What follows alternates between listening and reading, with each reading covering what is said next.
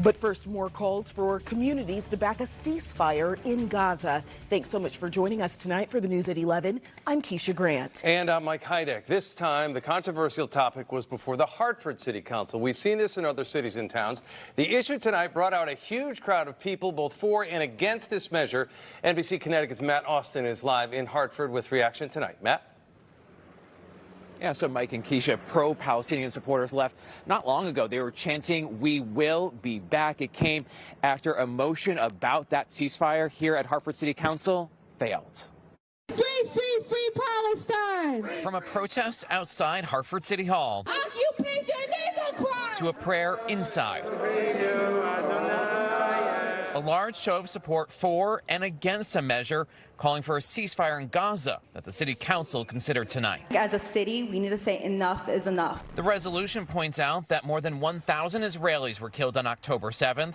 And since the Israeli military campaign, at least 29,000 Palestinians have been killed, including many children and women. We do not want more war.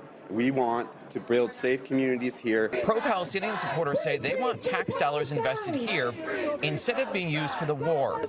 Jewish supporters oppose the ceasefire measure. Israel was attacked on October 7th, the worst massacre of Jews since the Holocaust. What's happening across Israel and Gaza is a tragedy, but it's a tragedy caused by Hamas. David Warren argues there could be peace in the Middle East if Hamas releases the hostages and lays down its arms. This kind of resolution doesn't belong in city halls.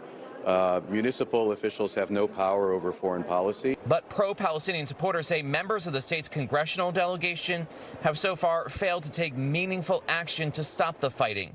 And at least one councilor thinks the city could have some small influence like it possibly had in the past. In the 80s, we were one of the first cities to condemn apartheid and seek to disinvest from apartheid, and that became a much larger trend that hopefully we could say had some effect on how that played out historically.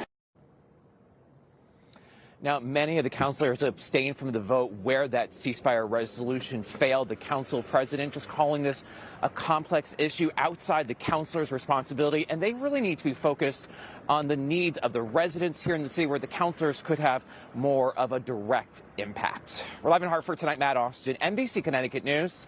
Keisha, back to you.